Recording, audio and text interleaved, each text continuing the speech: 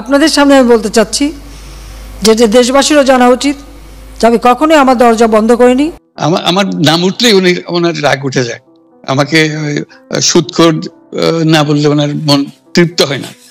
আমাকে চুবিয়ে না ডুবালে, পদ্মা নদীতে আমাকে চুবিয়ে না ডুবালে ওনার মনে শান্তি আসে না। ঠিক আছে, আমি কি করে বলবো? ওনাকে বলতে তো হবে, ওনাকে যদি কিছু বলতে হয়। দর্শক শ্রোতা, ভিডিওর শুরুতে আপনারা দেখতে পারলেন খালেদ মহিউদ্দিন ভাইয়ের টকশোর মধ্যে শেখ হাসিনা ও ডক্টর ইউনূস। তার মানে বুঝতে পারছেন যে আজকের বিষয়টা কতটা গুরুত্বপূর্ণ। বিস্তারিত জানার জন্য ভিডিওটা না টেনে শেষ পর্যন্ত দেখতে থাকুন।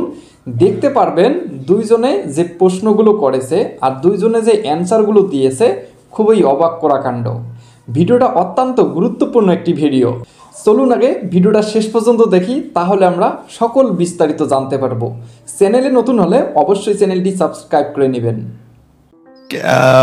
পদ্মা নদীর কথাটা যখন উঠলই, পদ্মা ব্রিজ সম্পর্কে যে কথাটা সরকারের উচ্চ মহল থেকে এটা বলা হয় যে আপনি আপনার ক্ষমতা ব্যবহার করে বা আপনার পরিচিতি ব্যবহার করে বা আপনার যে একটা সাংঘাতিক রকমের গ্রহণযোগ্যতা সারা দুনিয়াতে আছে, যেটি আসলে ওয়ার্ল্ড ব্যাংক সহ অন্য জায়গায় আছে, সেটি দিয়ে আসলে আপনি পদ্মা সেতুটা বাংলাদেশ যাতে ঋণ না পায় সেটির জন্য আপনি চেষ্টা করেছেন। এই ব্যাপারটা নিয়ে কি আপনি একটু কিছু বলবেন যে এটা আপনার বিরুদ্ধে একটা অভিযোগ? কি বলবো, এটা বলো, এটা হাস্যকর একটা কথা মুখ থেকে বলে ফেললো চোর ডাকাতের মতো, এটাও আরেকটা বলে ফেললো, এটাই সত্য হয়ে গেল। আমরা যে বারে বারে বিবৃতি দিলাম তখন এটা প্রশ্নই উঠে না। আমরা বাংলাদেশের নাগরিক হিসেবে আমরা গৌরবান্বিত যে এই পদ্মা সেতুর উপরে আমরা একটা সেতু বানাতে পারবো, এটার জন্য আমরা সবাই চাই। কাজে এটা তো বিরোধিতা করার তো প্রশ্নই উঠে না। কেন বিরোধিতা করবো? দেশে যে একটা বড় রকমের ঘটনা ঘটতে যাচ্ছে সেটা তো আমরা সবাই সমর্থন করেছি। তিনি বলেই চললেন। এখন একজনে বলতে থাকলে তো আমার করার কিছু তো নাই। উনি এত শক্তিধর যে এখানে আমার কথা তো কিছুই থাকে না। ওনার সব সরকারের যাবতীয় প্রচার যন্ত্র ওনার হাতে। আমার তো আমার গলার যত তীক্ষ্ণ। অনেকে এই কথা বলে থাকেন প্রফেসর ইউনূস যে আপনি তো ইচ্ছা করলে এই পৃথিবীর যে কোনো দেশে সেটেল করতে পারতেন, পৃথিবীর যে কোনো দেশের হয়েই আপনার যে আইডিয়াগুলি সেগুলি আপনি ডিসেমিনেট করতে পারতেন, তারপরেও আপনি বাংলাদেশে থাকছেন, বাংলাদেশে থাকাটাকেই আপনি মানে আমি যদি বলি আপনার জন্য নির্ধারণ করছেন। আমি দেশেরই সন্তান, এই দেশেই থাকবো, দেশের জন্য যে কাজ করি সেটাই করব। এটা যতদিন আমি বেঁচে আছি সেটাই করে যাব। আমাকে বিভিন্ন দেশ থেকে আহ্বান জানাই, আমি কেন ওখানে দেশে থাকছেন। আজকেও একটা নতুন দেশ থেকে আহ্বান পেলাম, বলে আমরা সব ব্যবস্থা করে দেবো। এটা আর একটা নতুন দেশ যোগ করে আছি।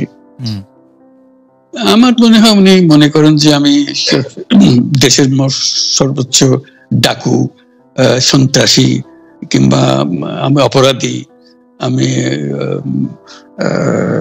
সেরা চোর, এই জাতীয় জিনিস মনে করেন।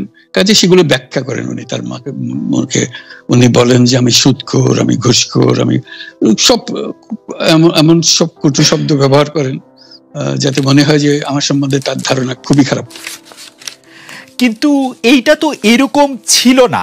আমরা দেখেছি যে 96 থেকে 2001 সাল পর্যন্ত নানাভাবে এই সরকারি বা আওয়ামী লীগ সরকারি আপনার সাথে বা আপনি আওয়ামী লীগ সরকারের সাথে একসাথে কাজ করতে কোনো সমস্যা হয়নি। আপনি এইটার জায়গাটাকে একটু ব্যাকগ্রাউন্ডটাকে আমাদের একটু বলা যাবে যে আপনার কাছে কি মনে হয় কেন এই শত্রুতার বা কেন এই অপছন্দের বিষয়টা একটু সৃষ্টি হলো বা তৈরি হলো?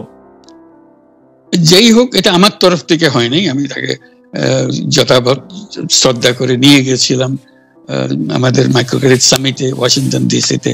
আমাদের প্রধান অতিথি করে নিয়ে গেছি, সবাই সম্মান করেছে। কারণ এই মাইক্রোক্রেডিটটা তখন পৃথিবীর সামনে আসছে, বড় আকারে আসছে, এবং এটা বাংলাদেশের অবদান হিসেবে সবাই স্বীকৃতি দিচ্ছে। ওয়াশিংটনে দুনিয়ার সেরা যারা সবাই উপস্থিত ছিলেন, তার মধ্যে আমরা ওনাকে নিয়ে গেছিলাম এই জন্য যে বাংলাদেশের পক্ষ থেকে এই গৌরবটা যেন তিনি আমাদের পক্ষ হয়ে গ্রহণ করেন। উনিও রাজি হয়েছেন, উনিও গেছেন, করেছেন। কাজে এটা স্বাভাবিকভাবে এই সম্পর্ক থেকে যাওয়ার কথা ছিল, কিন্তু কি কারণে এটা ঘাটতি হতে আরম্ভ করলো বুঝতে পারলাম না। কিছুদিন পর থেকেই ওনার আচরণ এবং তার শব্দ পরিবর্তন হতে আরম্ভ করলো। এমন পরিবর্তন হলো এখন আমাকে চোট বদমাইশ ছাড়া আর কোনো বিষয় উনি মনে করেন বলে মনে হয় না আমার কাছে। দর্শক শ্রোতা, আপনারা তো বক্তব্যগুলো শুনতে পারলেন। খালেদ মহিউদ্দিন ভাইয়ের টকশোর মধ্যে শেখ হাসিনা ও ডক্টর ইউনূস কি বক্তব্যগুলো দিলেন, দুজনকে কি প্রশ্নগুলো করেছেন আর কি প্রশ্নের উত্তরগুলো দিল। খালেদ মহিউদ্দিন ভাইয়ের টকশোর মধ্যে যেন যাকেই লাইভের মধ্যে নিয়ে আসা হয় তার কাছ থেকেই যে কোনো রহস্য বের করে নেওয়া হয়। ঠিক একইভাবে আপনারা তো বক্তব্যগুলি শুনতে পারলেন যে শেখ হাসিনা ও ডক্টর ইউনূস লাইভের মধ্যে কি প্রশ্নগুলো করলেন আর কি প্রশ্নের উত্তরগুলো দিলেন। দর্শক শ্রোতা, এই বিষয়গুলো নিয়ে আপনাদের যদি কোনো মতামত থাকে অবশ্যই আপনাদের মূল্যবান মতামতগুলি কমেন্ট বক্সে লিখবেন। তো এইরকম আপডেট ভিডিও পেতে চ্যানেলটি অবশ্যই সাবস্ক্রাইব করে নেবেন। তো ধন্যবাদ সকলকে, নেক্সট ভিডিওতে দেখা হবে। আল্লাহ হাফেজ।